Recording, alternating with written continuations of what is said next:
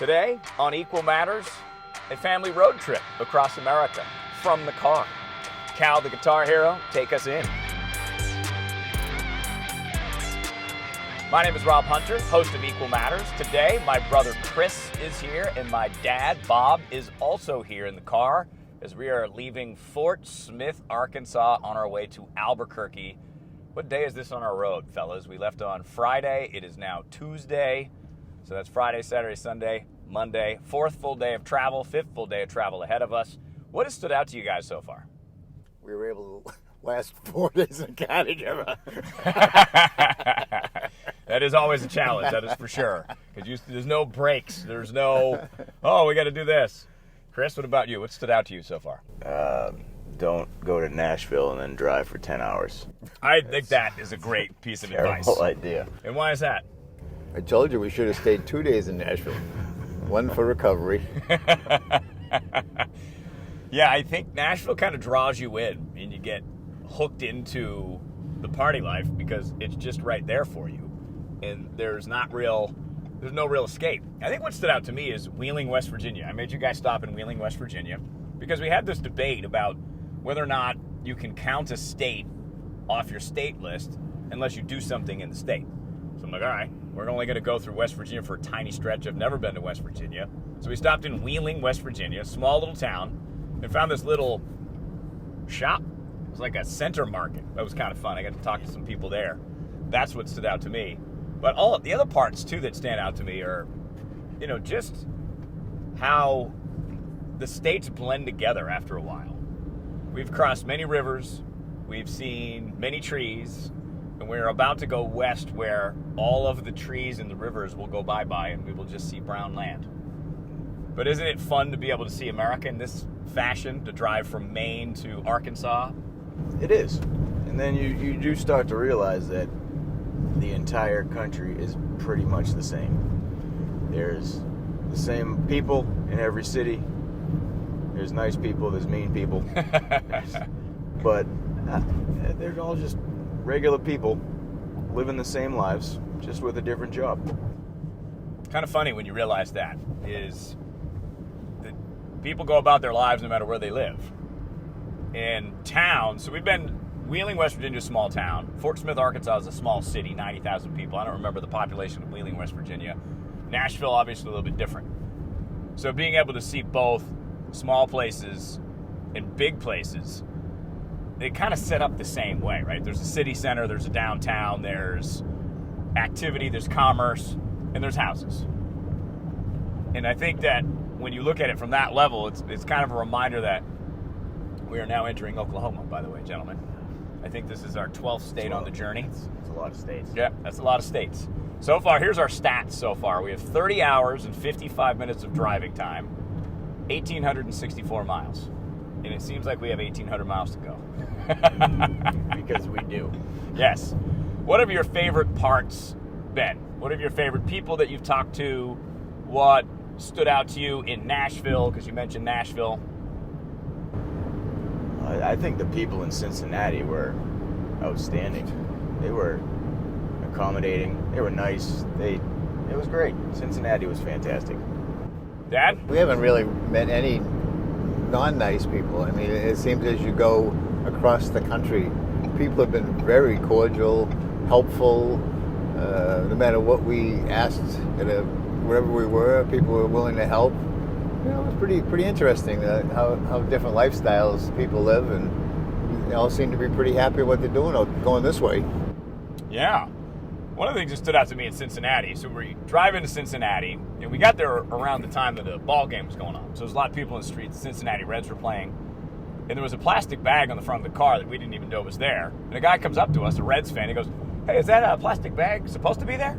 Obviously joking, right? And we're like, no. He's like, all right, let me grab that for you. He takes the plastic bag while we're in the car, and he throws it away for us. I was like, Cincinnati. And then we went to the ball game and got to see the Great American Ballpark, which I thought was great, even though I haven't been to an actual baseball game in probably 3 or 4 years. That was a cool experience to see downtown Cincinnati, or whatever technical part of the town that it is, people all gathering, and probably the nicest fans of all of sports. You go to Fenway, it's not always nice. Not even just Fenway, just Boston in general. It's just full of we hate out-of-towners. We just don't like them. So speaking of Boston, you're leaving the Boston area, Chris. 42 years, born and raised in the Boston area. Been living outside of the city, and you're deciding to move. How does it feel now that you're halfway through your trip? It's starting to set in that, yeah, I'm going to be a West Coaster, kind of, now. Be closer to the West Coast, but, yeah, I can just feel the heat every time we open the car door, and I'm looking forward to that. It was only 89 this morning in Phoenix. I saw it on the screens. 89. I said it must be cooling off for overnight. That's because it was only 6 a.m. That's true. That's true. Well, the good news is we're in August in Phoenix. Usually by the end of September, we'll have some nights that are not ridiculously hot. So, Dad, now you have one son that lives in Phoenix. I've been there almost 17 years. You've got your youngest son moving to Phoenix. How you feeling about that? I guess I'll have to get an air pass to go back and forth on a regular basis. That's true. So we'll rack up those frequent flyer miles. Come out in March. It's not as crazy. October, we can golf and all those good things. Well, so, I've been, our friends, Deb and Tone, they go to Sedona every year, so they could do a tie-in trip with them and you and all at the same time. Like Sedona, it's nice and cooler over there. And the landscape in Sedona is unparalleled. There's not many places in America that look like that. So here on the East Coast, I guess we're kind of, Arkansas, obviously the middle of the country, getting close to the middle of the country. Like I mentioned, a lot of green, a lot of water, a lot of population. And I think that's what I've noticed, once we get past Nashville, how spread out things have become, further apart they have become, and really how much land there is in America that is just unoccupied. Well, I mean, a lot of it is occupied. That we drove by so many farms that we don't even know what they were. We're assuming they're soybeans. Chris was frantically trying to Google what crops they grow in Arkansas as we drove by these fields. They're huge, huge fields of one particular variety that we didn't know what it was. We could recognize corn, we could recognize wheat, but it looked like it was soybeans, which is very popular now. What is soybeans even used for?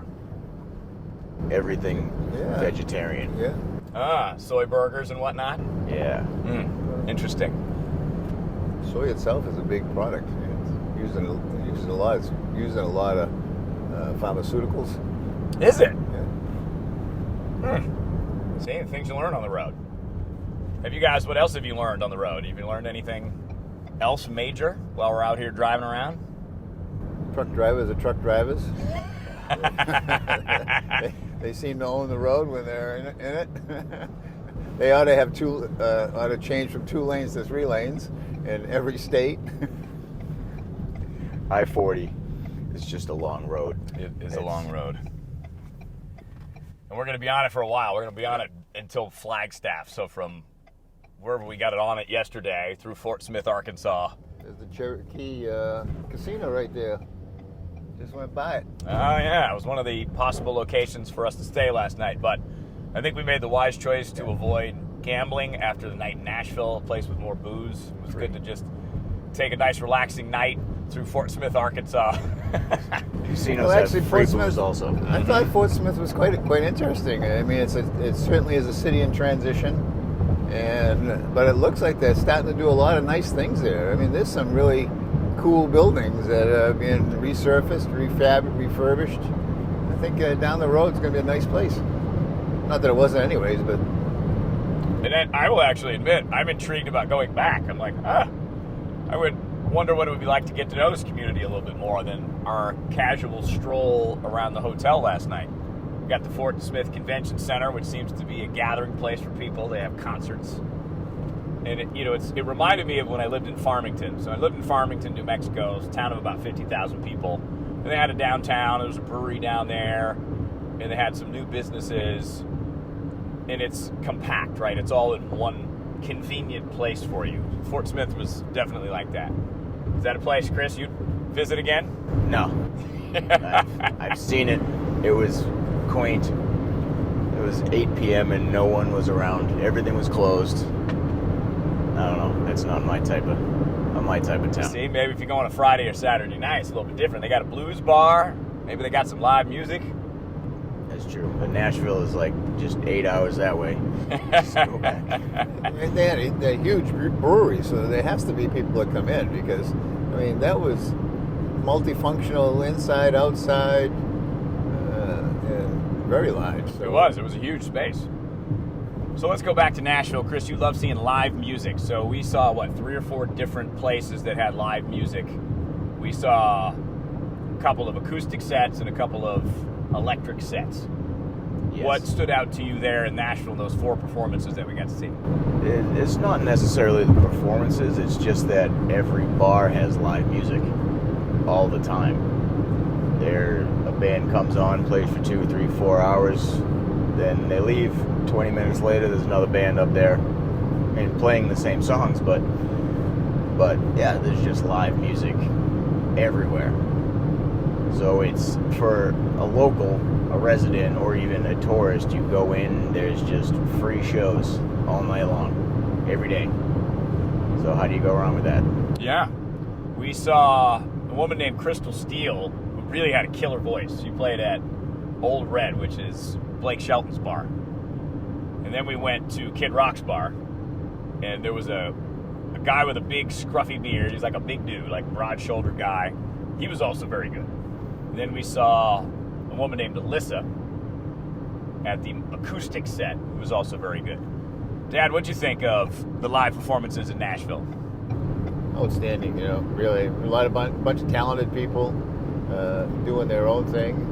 I think Chris was telling me earlier that sometimes they'll have a group together and they'll need a drummer and they're on call, so they'll join the band for that particular day or week or whatever it is. But certainly Kid Rock has it right now. He's got the bar, he's got the bands, and he's got the customers to make it happen. So the energy in there was pretty insane. And I think we first went in there, it was like 7:30. Standing room only. Mm-hmm. Was packed. Let's talk about the money Nashville makes, because those drinks were not cheap. No, they were not. And I mean, just that one place we were in, probably 100 people on that first floor. Then there's a second floor and a third floor, all shelling out $20 a drink. It reminded me a lot of Bourbon Street back in the day. I haven't been to New Orleans in a long time, but I lived there for 2 years, 2003, 4, and 5, and it was always like that. Like during the day, I mean, they played DJ stuff, right? They played music, but there was like MCs that would be on the stage at a couple places, and that was the same kind of vibe. It's like the party never stops, and you just keep going, and then you get sucked into it, and then you forget that you have to drive as far as you can the next day. So I did not contribute to the drive yesterday because, I had a couple too many bourbons. But that's all part of the road trip, right? It's, you're bunking down in hotels, you trying to see a lot of things. And I think that's another thing that I noticed. There's a lot of things to see when you start. So, you go from basically Portland, Maine, you're in New York in like 3 hours, right? You drive through Maine, you drive through New Hampshire, you drive through Massachusetts, and you go through a lot of things. And then when you travel through, you get to stop in, say, Cincinnati, and then Nashville's not that far away. And now's where the real driving begins, of just pound the pavement and get as far as you can in one day. Yeah, and that's only because you have to go to work. We could make this trip last forever if we wanted to. But at some point, do you kind of want to get in your own bed and have a good night's sleep? Because sleeping in hotels is great, but I never quite sleep as well in a hotel bed as I sleep in my own bed. Well, I mean, I don't know. I've never slept in the bed I'm going to. It's true. So it could be. Well, if you didn't have so many drinks the other night, you would have slept better. I was just trying to support the businesses. That's all. That was what I kept telling myself. I'm like, I'll have one more. I feel fine. I feel good. Doing my part for the economy. Yeah, exactly. I mean, these are inflationary times, man. People need to get out there and spend money. It's funny though how the difference. I thought the Blake Shelton was a nice place, and the prices weren't bad there. I mean, really. I mean, we had some food there, and that bill wasn't totally obnoxious. But then you go across the street to Kid Rock's, and it's almost, they know they got the people there, and they, to charge $20 for a small glass is very interesting for me, and the amount of people that were there. I think I said to Rob, I said, the cash flow in this business here has got to be incredible. If this is a Sunday night and it's 9 o'clock, what happens on a Saturday night and a Friday night? I don't know, probably couldn't get many more people in there anyways. But, I mean, an interesting group of people, all kinds of people, coming and going, just interesting. And then we moved down to an acoustic bar a little farther down, maybe half full, but a different type of music, which was very comforting, a whole different change of atmosphere, different folks there. And what I noticed was that certain groups have their following. So in front of the dance floor would be a whole group of people that are specific to this band. Yeah, they usually say that, thank you, crowd that I brought. Yeah. Well, hey, I mean, if you got fans, you got fans. That's the name of the game. I think it's probably, like, if you're going to try to make a living as a musician, you almost have to move to a town like Nashville where there is so many live performances. And I don't know if they get paid to perform or if it's solely based on tips or if it's a combination of both. But it's like that artist life that you have to go through, and you have to put your time in, and you have to keep singing, and you have to show up, that not everybody's willing to do, because everybody wants to make it, everybody wants to have a breakout hit, but that's the kind of work that you got to do. You got to go play the small clubs, learn how to perform live, learn what makes the crowd move. And then there's that other part too, where you're basically, and I don't mean this to downplay, but people come in to places to hear songs that they know. So if you're an artist, you're singing like you would on The Voice or you would on American Idol. You're singing other people's songs. So there's that other element. Like the performance part is one thing, but writing your own songs is a whole nother thing. It is. And I mean, most of the bands that we did see were, I'll play one of my own and then take a request for $20. That seemed to be the deal. You tip us $20, we'll play whatever song you want to hear. So every band played Metallica. Everybody wants to hear Metallica, I guess. It's a drunk song, Just. Well, that's what I wondered, and again, I don't mean to. This is just me pondering. Is it pre-coordinated what songs you're going to play to try to drum up tips? Well, I think it would have to be,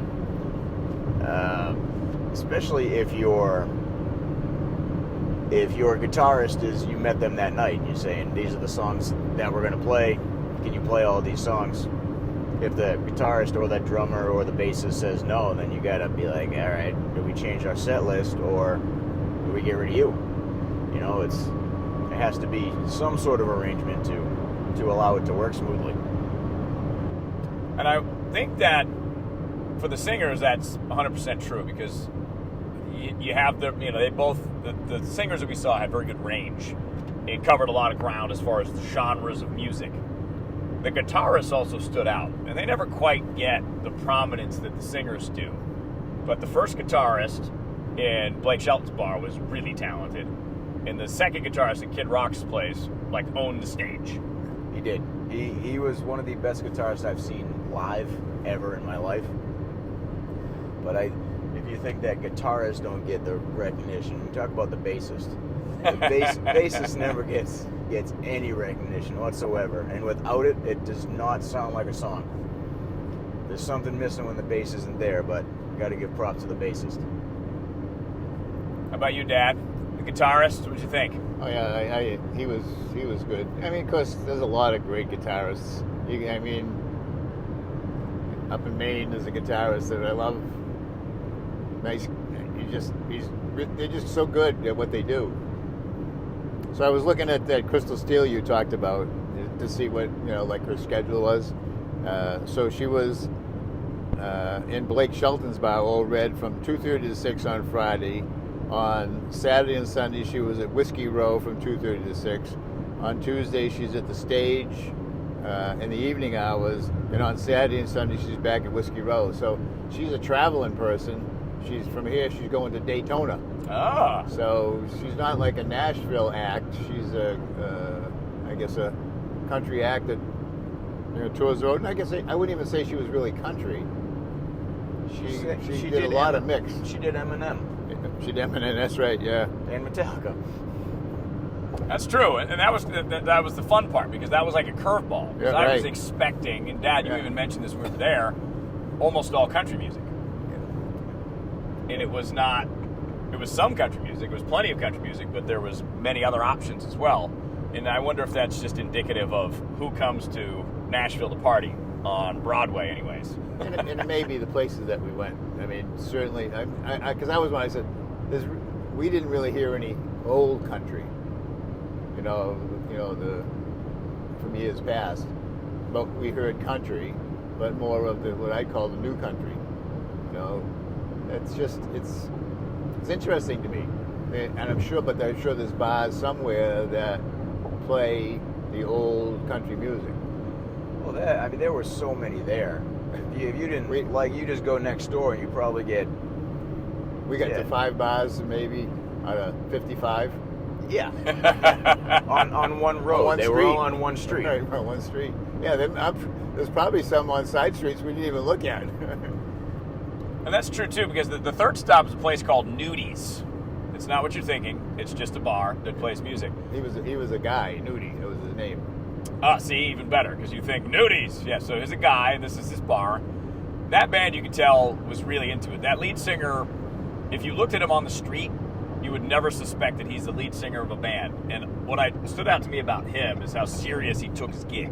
Like, he performed, and he was, like, feeling it. And I was like, pretty impressive. And that's when you know, because there's different types of artists. There's performers, there's singers, there's songwriters, and you can tell which one they are.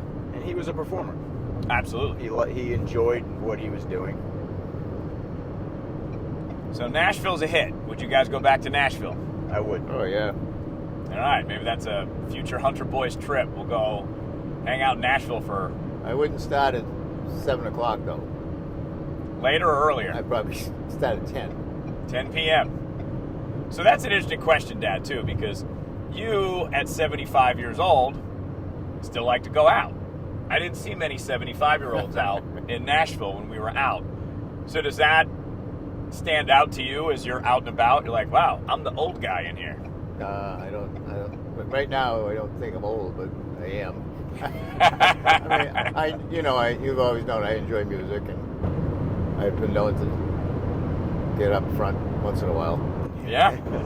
Make a few things go on, but yeah, I mean, for me, it's interesting. I love music, so I like to see what I can. I enjoy my time with you guys. We had a good time there. We've been to a couple good places in life, so.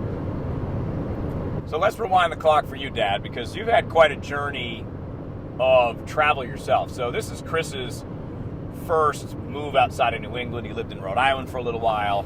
But you joined the Navy when you were 18, and you ended up in Memphis, Tennessee, which we drove through yesterday just quickly.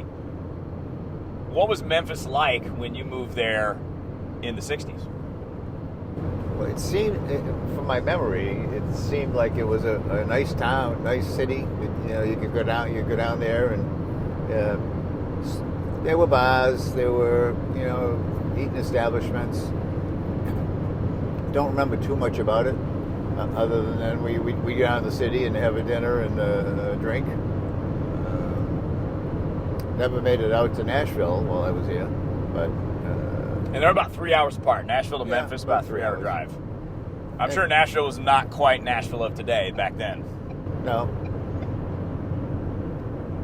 And here is an example of a truck driver. Truck. I think he's trying to move over because there's some flashing lights up there. Yeah. So we'll be patient and wait behind him rather than pass him up. So Memphis in the 60s. Then you went on to California? Correct. So what were you in Memphis for? What was that? So it was after boot camp. But military training. I was learning to work on jet engines and what we called reciprocating engines for planes.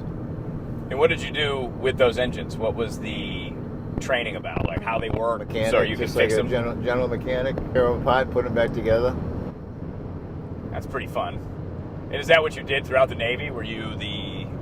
That's where I started as a mechanic, Navy mechanic.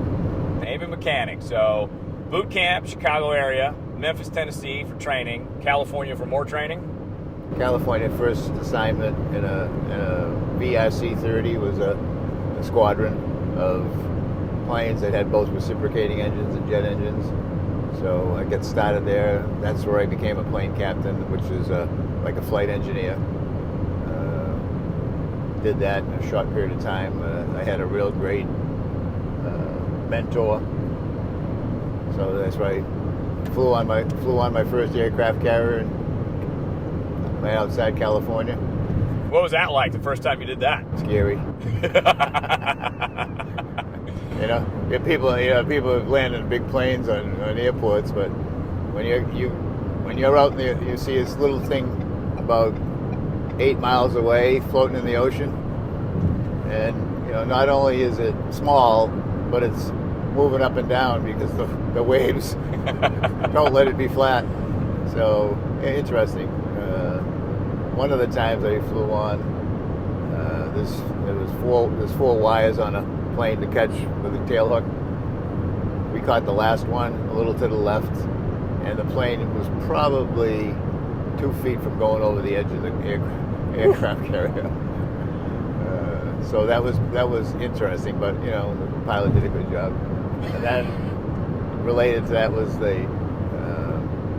one of my jobs when I was a plane captain was I was responsible for the weights of the plane, informing the pilots exactly what weight we were, so they could set the catapult at a certain pressure to make sure you shoot go us off. The right, yeah. And a catapult's kind of like an electric band. The heavier you are, the more you wind it up, and you put more pressure in it, so it sends you off faster. Well, we came in with passengers who were very light. We went out with cargo, very heavy.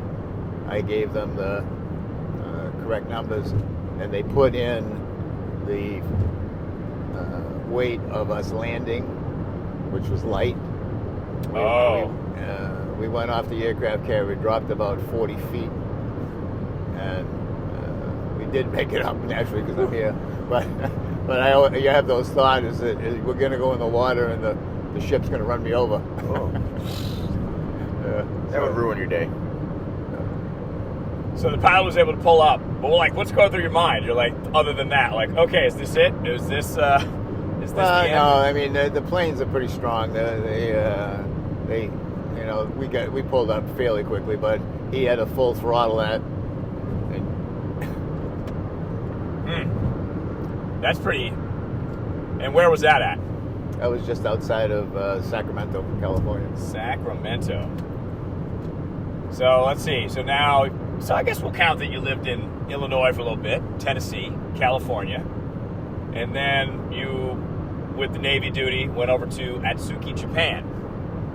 So you lived in a foreign country for a little while. What was that like when you were 20, 21 years old? I loved it. Yeah, it was great. Actually, after a short period of time, I rented a little house. So I lived off base, had a car. We got to see, I drove a lot, see a lot of country. Went to Mount Fuji a couple of times, climbed Mount Fuji. Nice. Which was interesting. Again, this is 50 years ago, not as commercialized as it was now. Had a little Mitsubishi Colt, right-hand drive. It's pretty cool. So what kind of things did you do in Japan? Because you obviously didn't speak Japanese, or at least not a whole lot. So did you get to know people? Were people friendly? Yeah, I mean, like I say, I lived in a neighborhood of mostly, there were a couple other Americans in the neighborhood, but it was mostly Japanese. It was like a little complex. It was not a gated community, but they did have a big wall around it. So within that group, my next door neighbor was a tailor. And so interesting story is that he liked Jim Beam and Johnny Walker. Those were his two favorites. So Johnny Walker Red was popular there because it was fairly reasonable in the thing. But Johnny Walker Black was expensive on the Japanese market, but it was like $8 for me in the PX. So I knew he liked it. So one time I bring him over a bottle, and he was like beside himself, And of course I don't know that they feel like they're obligated to do something for you back. And so the next thing I know, I have a sport coat that he made me. Wow. So we had a little fun one. I bring him over a couple of bottles. He make me a suit. Like the old bar system. Yeah. So it was, and he was very good. I mean, he didn't even have to measure. He knew by looking at you what size you were. So, but nice. Yeah. I mean, I don't. Again, then another country. Although we had certainly a language barrier, but with gestures you can do things that you want. My limited knowledge of the language, I did have a friend that was with me sometimes, so translator. That always helps. And we went to Osaka Expo while we were there, which was really nice. My friend had a Ford Falcon Sprint convertible. It was like pretty cool. It was a really cool car. It was baby blue.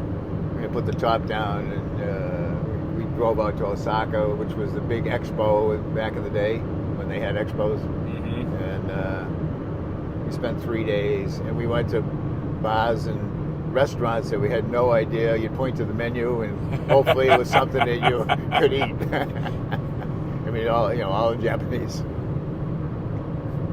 That's interesting because one of my favorite nights of my life happened to be in Osaka. I know this sounds like such a braggadocious thing to say, but we hired this tour guide, and he was a French guy living in Japan.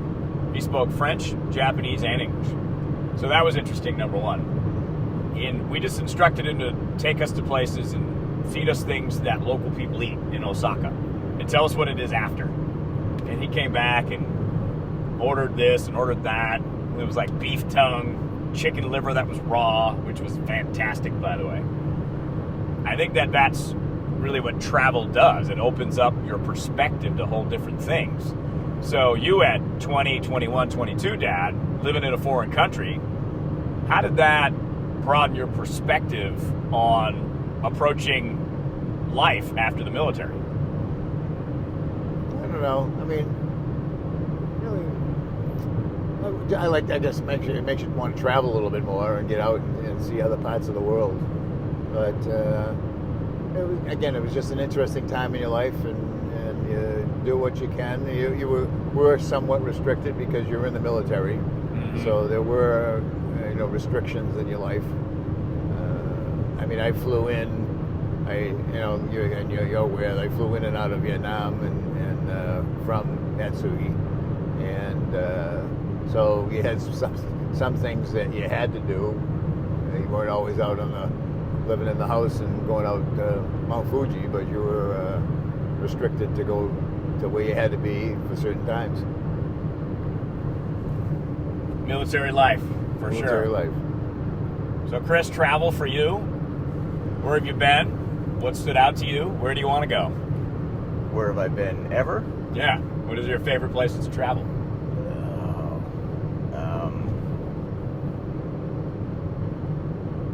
I honestly don't know. I liked Bermuda. Nothing wrong with Bermuda. Bermuda. I like how the island is, it's like 50 feet long. So you can see the entire island in a day and a half.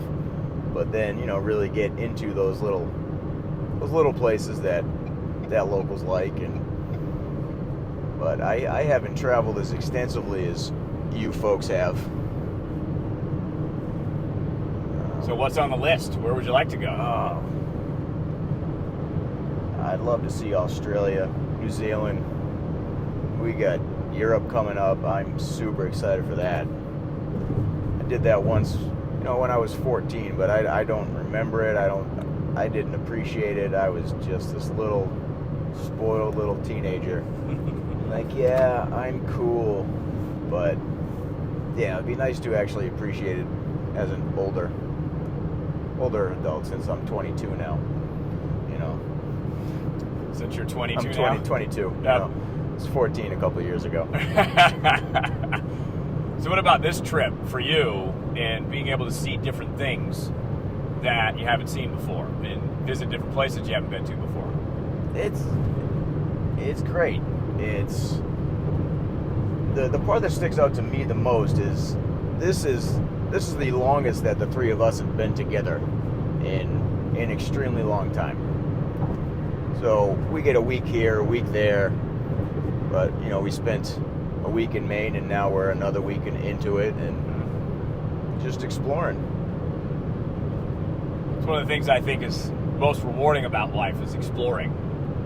And I didn't really think about the road trip as far as driving, because it used to be I just want to drive to my destination and get there as fast as possible. But a couple of years back, you know, when things were different during COVID, Mrs. Hunter and I decided to take a little road trip on Route 66 because I had some time off that I hadn't taken yet. And we started to drive all these little places on Route 66 rather than the road we're on right now, I-40, which essentially replaced a lot of Route 66 on the West Coast. And you see things you don't even look at if you drove by on the 40, because these are places that were big in the 50s and 60s when the American road trip really became a prominent thing. So these were motels and shops that a lot of times are closed down. Some of them are making a comeback now, but I also think it's just a different way of life to live in places like that. So to live what some of us would say in the middle of nowhere, which we've seen a lot of the middle of nowhere throughout this, like even Fort Smith, Arkansas, 90,000 people. But people live pretty much the same way, right? Like we were talking about. They do. I mean, you know all these people are just getting up 6, 7, 8 o'clock in the morning, going to work, doing their thing, coming home, and then we just come in and interrupt it. So, but they enjoy, you know, visitors, and it just makes it interesting. Definitely does. I also want to talk about the stop, because this was also the same day, which is probably why I wasn't feeling so great yesterday, because we started our day before Nashville in Lexington, Kentucky, because Lexington is known for their bourbon, so I'm like, gotta go try some bourbon. And man, did I try some bourbon. At 11 a.m. At 11 a.m. And I let Ryan, the waiter, the server, the bartender, I said, all right, man, pick stuff for me. He's like, okay. I did 4 1-ounce pours, so I was already feeling good on the way to Nashville, and it just was too much, because there's a random man walking on the side of the I-40 right now. Interesting. So you never know what you see out here on the roadways. You have any questions you want to ask Dad? I can't think of any. You can't put me on the spot. Well, what I thought interesting yesterday at the OBC was the amount of bourbon choices that they had. I'm thinking there was 1,000 bottles or more on that wall. There had to have been. I mean, it was an absolute cry. I took a picture of it because and you know, and they all got that honey color. You know, some a little lighter than others, and some are darker, but it was absolutely amazing. Just the different variety of bourbons that were available for you. I got into craft beer a while back and nerded out on it a bit. Brewed a couple times, and that's very similar. So there's this type of hops, and you can combine it with this type of hops, and you want to get this certain flavor profile, and this IPA is different from this IPA. Bourbon, very much the same thing, and that was the other great thing about Ryan, the server, the bartender, his vast knowledge. And he said he has probably tried between 400 to 500 different types of bourbon. That's one of the perks of the job, is you get to try all of them, from the the lower priced ones to the highest priced ones. And we stuck with a price point of about $35. And all in all, I think with that and the food, it was only $130 with 4 shots of bourbon. So I was pretty happy about that. But yeah, Dad, you're right. It's that variety from all over Kentucky and all over the U.S. and all over the world in many cases is what is also awesome about being alive now. But at some point, there's almost too many choices. And, you know, you need an expert to help you make those choices. And then going to a place like that, you get the opportunity to do that. And I also liked about that, because we were leaving Cincinnati, and we were on our way out, and I had a shirt that said, Hills Beach, Maine, Dad, where you're from. And the guy comes up to it and goes, where in Maine is that? And I'm like, out south of Portland. Oh, okay, cool. I just was in Maine. I was at this place. And they're like, oh, what are you guys up to? Well, Chris is moving to Phoenix, driving across the country, going to Lexington today. I said, oh, my son lives in Lexington. So son comes down and recommended the OBC kitchen. So it's just kind of one of those weird moments where you trust the local Lexington person to point you in the right direction, and I think that he pointed us in the right direction. He did. And it gets back to this idea of, I think another standout thing on this trip is that we talk about how generally nice people are. Most of my day is spent dealing in politics and on the radio, social media, and it's always, I'm right, you're wrong, I'm better than you, you're dumb, you're this, you're that. But out here in the real world, we haven't talked about politics one time. We haven't talked about it. We haven't seen it. There's been nothing political about this trip whatsoever. It's just not involved. And I think most people could do that in their life and not get so upset about things that they're not pertaining to your everyday life. That is very true. And it's been refreshing. So there was a story this morning put on the TV in the hotel room, and I saw that the Breakfast Club was on. It's a radio show based out of New York, but they have a television element. They were talking about the story in Alabama. There was a security guard and went over to these boaters or something and told them to move the boat, and the guy attacked the security guard. And then there was a bunch of dudes, and it became racial because it was white guys attacking a black guy, and then other black people came over to help the security guard. I didn't know anything about the story because I have not used my phone to stay up to date on the news. And having that break, that's awesome, because you're right. It's what can I control, what has relevance on my everyday life. And these experiences do, these moments that we get to have, like you said, Chris, as a family to be able to do this, it's pretty cool. Because how many people, father, two sons, get to drive across the country like this? Very few. I would say very few. I was coming down the elevator, getting my cup of coffee, and I get on the elevator. There's a guy. He's got his briefcase and his travel bag. He's dressed in a suit. So I say to him, looks like a business day. He says, yeah. Anyway, a couple of things. So, what about you? I says, I'm retired, but I'm traveling across the country with my two boys. He says, that's awesome. I agree. Because if you had asked me 10, 15 years ago if this was something that would even be possible, I'm like, no. Why would it be possible to do that? It wouldn't have been possible. I don't think this would have been possible at any other point.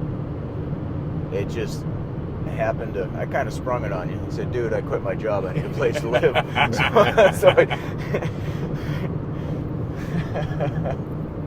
But it's a big ballsy thing to do, Chris, at the age of 42 to make this significant of a change. Because you could have stayed where you're at, and you could have lived like that, and it would have been fine. I could have, and I could have lived the fairly comfortable life that I was living. But if you're not happy doing what you're doing, at any age, I think it got to that point where you get fed up and you just need to change it all. And I am fortunate enough to have you and Dad and the family that I do have that allowed me to do this. And most people wouldn't be able to do this. So I mean, if you're single like I am, and you live alone, if you don't have, I mean, your family might be 3 houses down or in the next town over, and I mean, you will get stuck in that situation. And like I said, I am just lucky to have the family that I do to allow what I felt it was right for me at the time. 100%. What led up to that decision? Was it just unhappiness with the situation, or was there like some internal calling, like, all right, now's the time? Well, the internal calling has been there for a while, but I could have dealt with that. Yeah, but it was mostly the job that I was at. They're a huge company that just keeps changing their policies to... I don't know. I don't want to bash the company, but they just made it very difficult to enjoy going to work. And you take that home with you, so you'd be unhappy when you're home where you're supposed to feel comfortable knowing that I have to go do this again tomorrow. So I think that was the biggest motivator for me to just change. I love it. I'm all about the change. I don't know. I've realized in your change that how many times I've done it. And Dad, you've done it too, right? Joining the Navy, moving to those places. So I don't know if there's an internal challenge for every person to be able to try something new.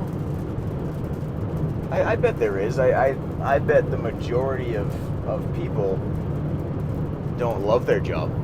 They don't enjoy going to work. The ones that do tend to be successful.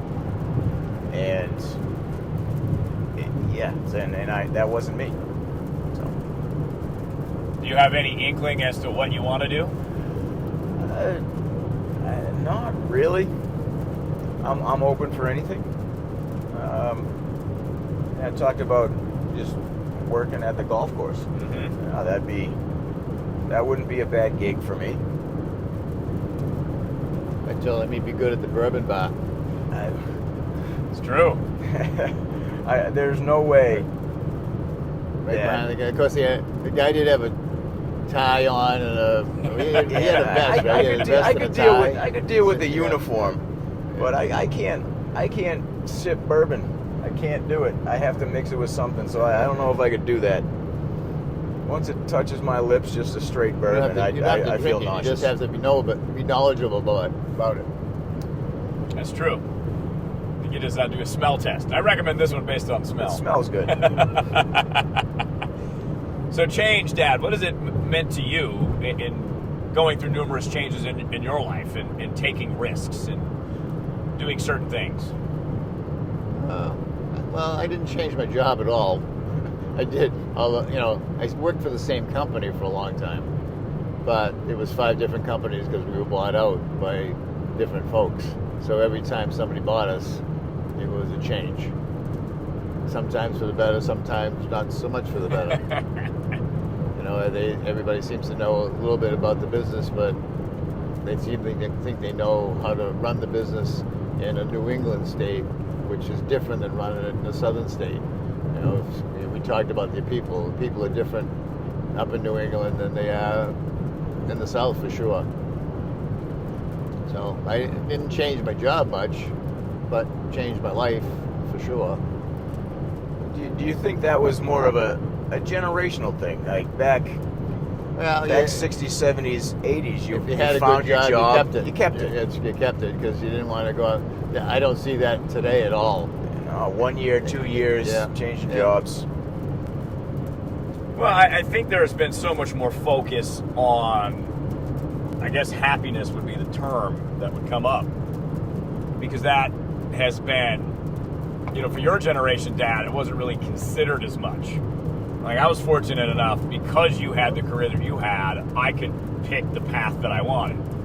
So I kind of knew at 16 what I wanted to do, and I just went and did it. And I was able to do that because, the generational handoff.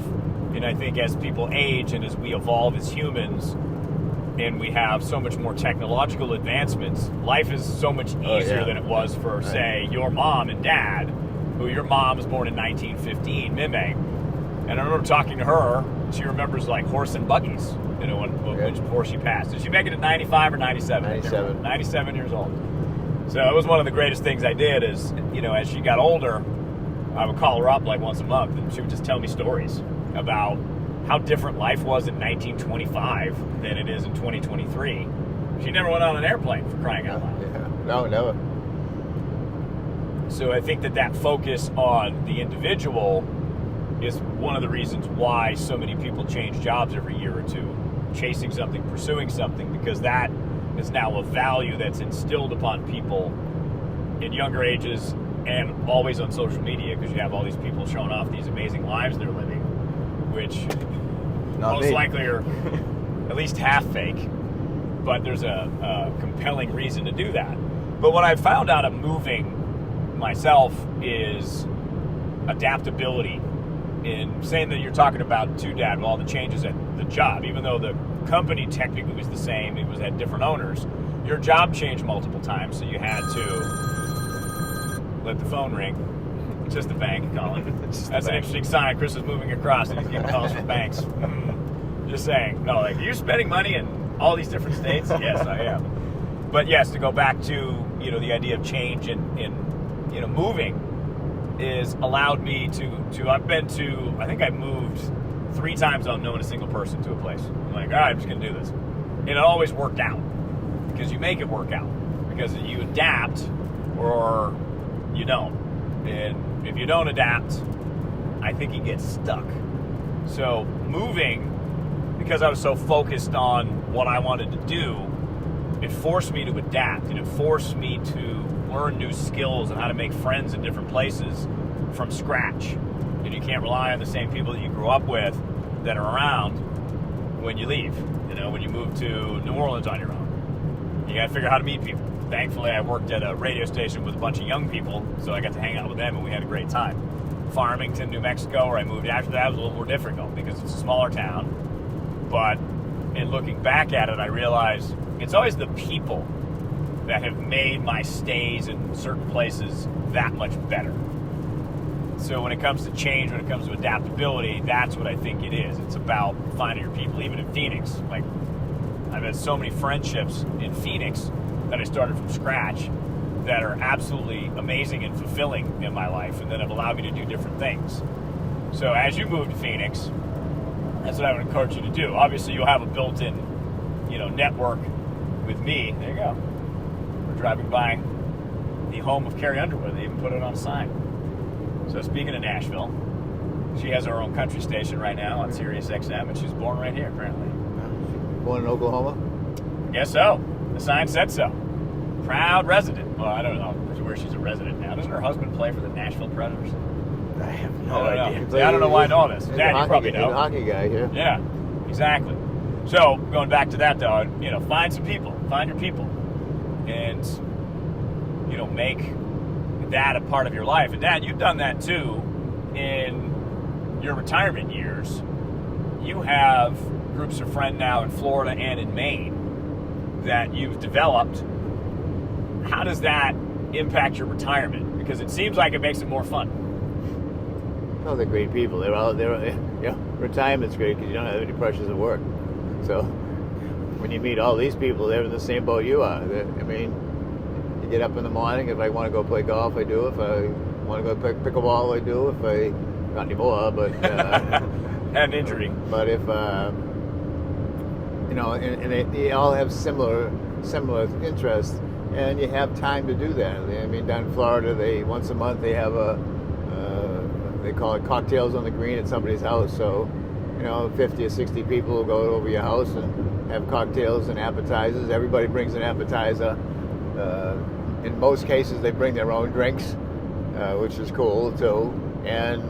But it's defined by timeline, so it may be from 5 to 8, and at 10 minutes of 8, people are picking up, cleaning up, and it's not like somebody's going to be in your house till 1 o'clock in the morning, because that's the way it is when you're retired. And it's a similar group up in Maine. We do similar things. They have a porch party once a month, and Brenda's involved with all the social stuff where we live in Maine, and there's always something going on. We'll go to the theater. 20 people will go to the theater, and then have a bite to eat afterwards, and it's a good social aspect. But again, we're all retired. We have similar interests, so.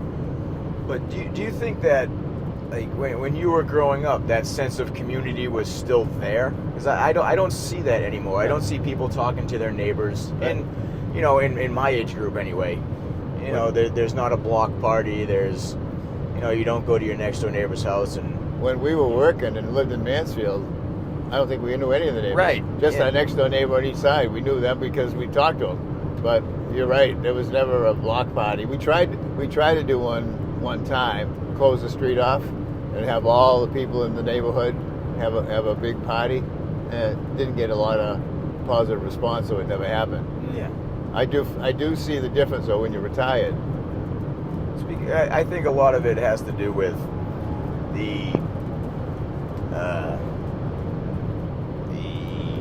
I forget where I was going with that. Well, I see some families do that. I mean, some of the younger families, they like the kids of some of the people or the grandkids of some of the people seem to have get-totogethers, once a month, or they'll go out once a month, but not neighborhood get-togethers, friends, Yeah, which may be in neighborhoods totally removed from theirs. So I think just a few years ago, people would purchase a house to be a home. I'm gonna this is my home. I'm gonna be here for 30 years, and I think now it is more of an equity thing. I'm gonna buy this house, live here for 5 years, collect a little bit of profit, move to a new making home. some money. So you don't know your neighbors as well as you did.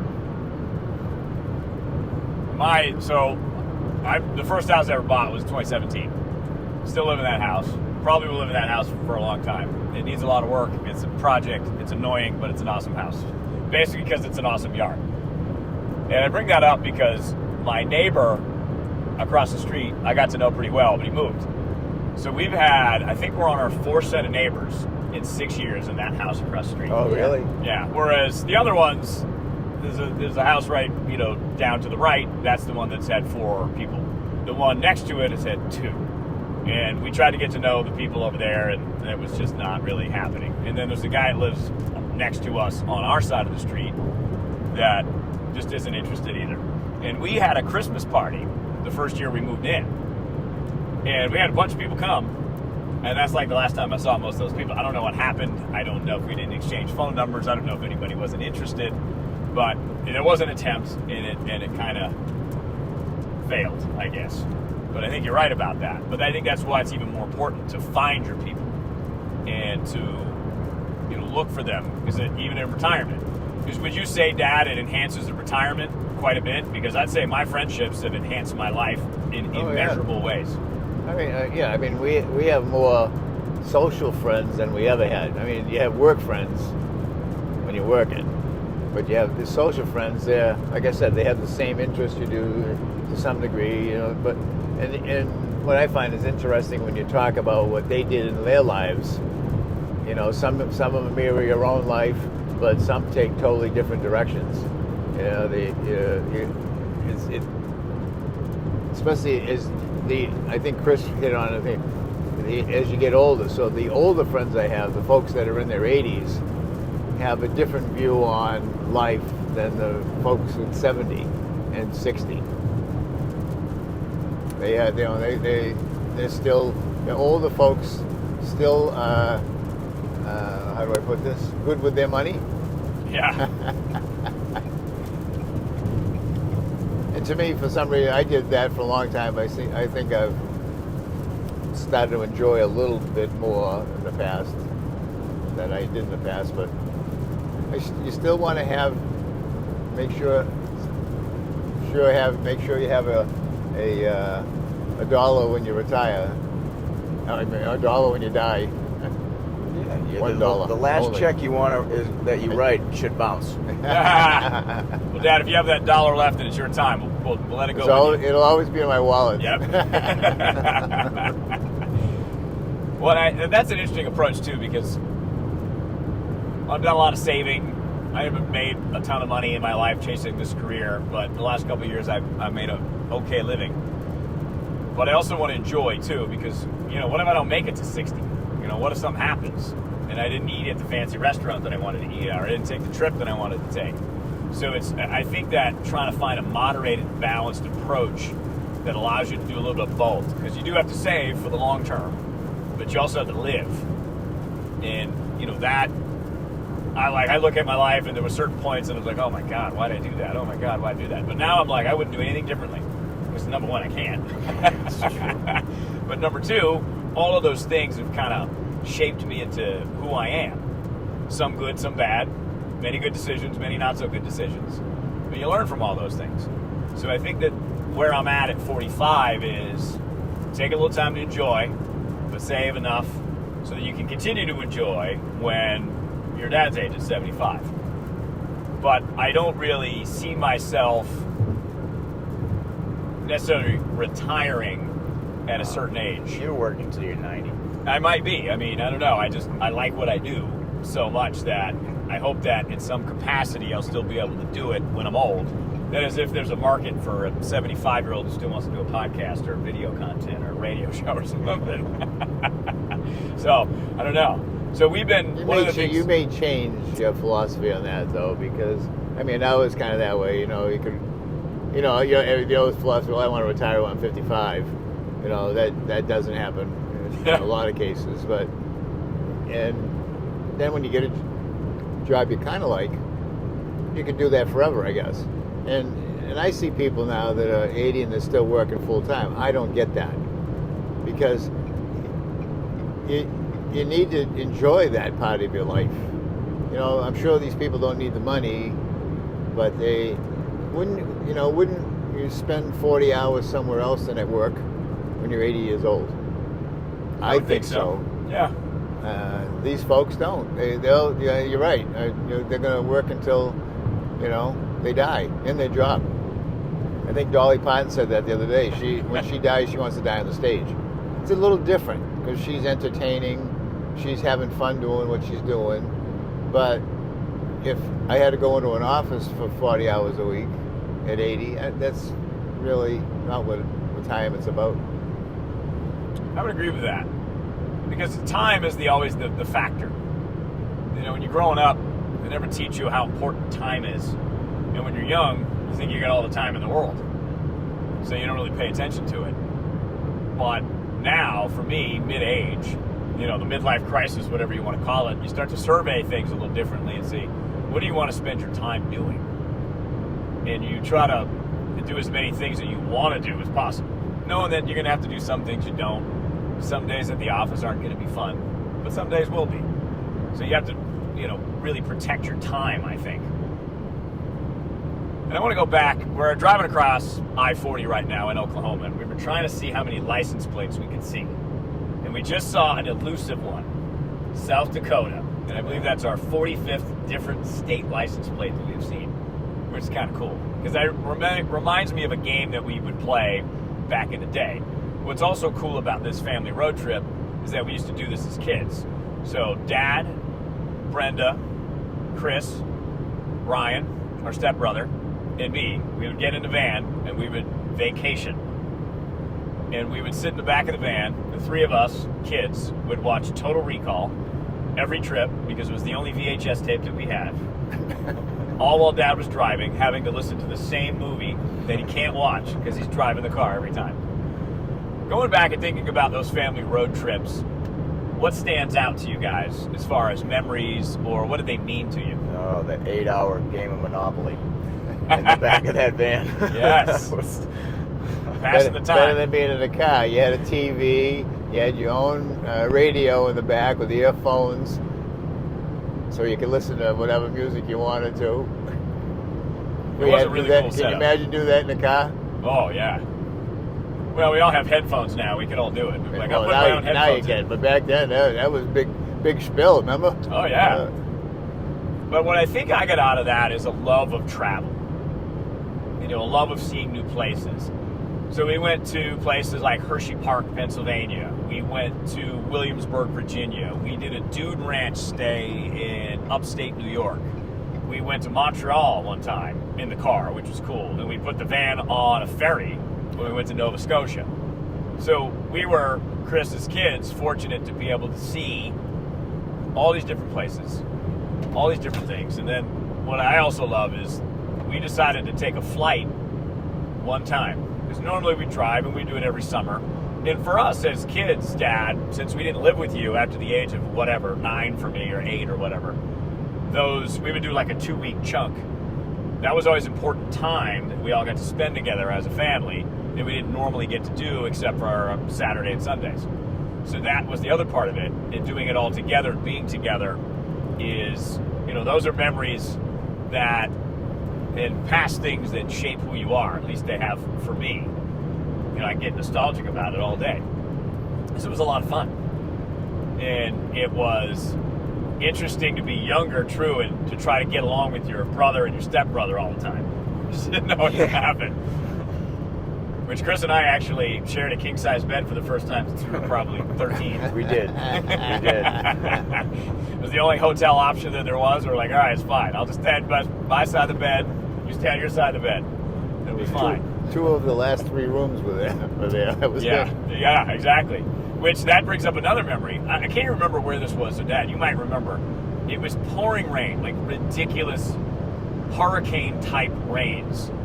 And we were driving, and you were driving, and you were trying to get us to go to sleep. You're like, guys, go to sleep. We got it under control. Pennsylvania. That was going to Hershey. We're going to Hershey, down that back mountain. And I remember I was watching it. You were leaning forward in the seat. Yeah. Oh, and yeah. You had the windshield wipers going as fast as you could. And we found this hotel, and they had one room left. And I think all 5 of us stayed in the one room because it was raining so bad. So what memories do you have of that, Dad, those family trips? You were obviously the wheelman, so you had to drive everywhere. Yeah, they were great. I loved them. I mean, we did lots of little stuff. We did that, and then we did some cruises out of Boston, where you learn how to spend money and find out that a credit card isn't as easy to have. Oh yeah, you have to pay it back once you use it. Those drinks flow like wine because they seem free, and then you get the bill halfway through, and you're like, oh. It's much better now when you go on a cruise because you pay up front and they give you the free booze. Yeah, it's funny how that works because when you're younger, at least me, except for a night in Nashville, tend to drink more. I don't tend to drink as much now. So even going on a cruise, I'm not looking to get buzzed, drunk, whatever. I'm looking to have a few drinks, have a good time. So I wouldn't even spend as much money on the booze. So it's just funny how that works. Now we'll go back to the flight that we did take because it ended up that we came to see the Grand Canyon. Dad, do you remember the reason why we went to go see the Grand Canyon in Arizona? The reason why we went to see do you remember? Because normally we drove, so we decided to fly. What was the reason behind that? We're like, all right, we're going to see the canyon. We're doing it. Yeah, well, I think we just decided we're going to go on a regular trip. I mean, and because we flew into Phoenix, right? Yep. It was 112 degrees. Yeah. I remember we went to Burger King. I remember and I was that. like, oh my God, it's so hot. How do people live here? And I bring that up because fast forward, this is where Chris is now going to live with me, where it is 112 degrees every day in the summer. So how do people live there? Stay inside. Make sure your air conditioning works because that's the only way. But that's what I really loved about that trip is that one flight, land in Phoenix. I now live in Phoenix. And then we went up to Flagstaff to go to the canyon and we did a whole bunch of other awesome stuff. That same place that we stayed is like my getaway from home, or my weekend getaways that Mrs. Hunter and I go every 5-6 weeks up to Flagstaff and kick it at that same place. So I just think that it's just one of those weird life things where the one flight we took, we end up in like my 2 favorite places in the world. Kind of cool. I heard you're taking your brother there. Yes. Yes, we're going to go in the hot tub. Yep. He will have his own bed, though, thankfully. Is it a 2-bedroom? It is a 2-bedroom, Oh, yes. There you go. It actually has, I think it has 4 beds in it. It's got 2 king-size beds, and it's got 2, like, twin beds. So it's really ideal for kids, of which Mrs. Hunter and I don't have. And why do we get the 2-bedroom? Because it has a hot tub. And it's pretty legit. Plus, they're always better. You get the 2 bedrooms when you're working on that. It's always another nicer room. More space. You get to pick, like, which bed do we want to sleep on today? This one, or do we want to sleep on the other one? I don't know. The room I had last night was interesting. It had the king bed, but it had the TV on a counter on the right-hand side. And you had the same thing. It pulled off the shelf, and then you could twist it. So, like, it was made to watch TV from the couch. But you could, if you pulled it out off of the counter and then twisted it, you could actually see it from the bed. It was really kind of a strange setup. But reasonable hotel rates in Nashville, Yeah. I thought. Oh, that was that website, hoteltonight.com. A hidden secret. Yeah. It's an app. Download it. Mrs. Hunter's a big fan of this. We've used it throughout the trip. And I don't know if they collect the rooms for the night that are available, that they try to sell and try to get people in the rooms. But it seems to be working pretty well on this I trip. don't think last night was a big deal, but certainly Nashville was. Yeah, but even still, even in a place like Fort Smith, Arkansas, you still have access to rooms on that app. Yeah, so Hotel Tonight, hit us up. Well, we'll promote you. Exactly. All right, so as we're traversing I-40, we've seen our 45th state license plate. We have the elusive New Mexico, Hawaii, Alaska, Nevada to go. I think those are the ones. And Wyoming. So we're trying to find those states. But as we traverse this, any final thoughts on this trip or what we have planned ahead of us over the next 15 hours of driving? Well, I think Chris wanted to make a stop in somewhere in Oklahoma or New Mexico to see a different part of the country. So I'd like to do that also. Maybe squeeze in as many hours as we can tonight, and then kind of, it'll be an leisurely drive tomorrow, but you don't have to ram our way down. It looks like it's drying up. And for the people that don't know, it's been raining since we left this morning, lightly, but it looks like it's starting to clear up, and the road hasn't been too bad. And I found out my son likes the left-hand lane while he drives. Indeed, I do. I see that. It's just easier than moving back and forth and moving out of the way of the trucks. I tend to drive a little fast, usually 10 miles an hour above the speed limit.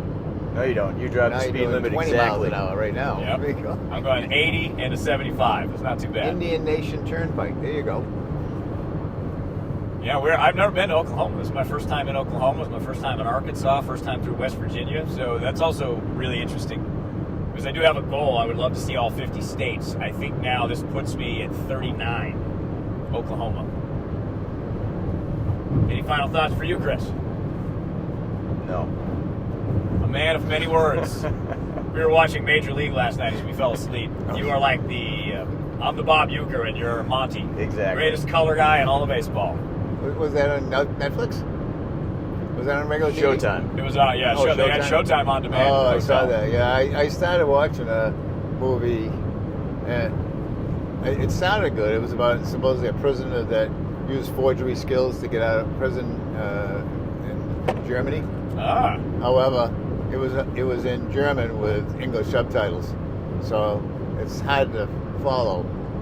That's true. You got to be committed. You got to be like awake, I think. Yeah. Got to read and watch at the same time. Yeah, exactly. I have enough problems doing either one of those, one at a time. So the Hunter journey continues through Oklahoma, New Mexico, and then Arizona, and then we'll be home. Many miles to go, many more conversations to have, many more places to see. Thanks for joining us today on Equal Matters in this special edition from the road along the I-40 in Oklahoma. I'm Rob Hunter. Good night.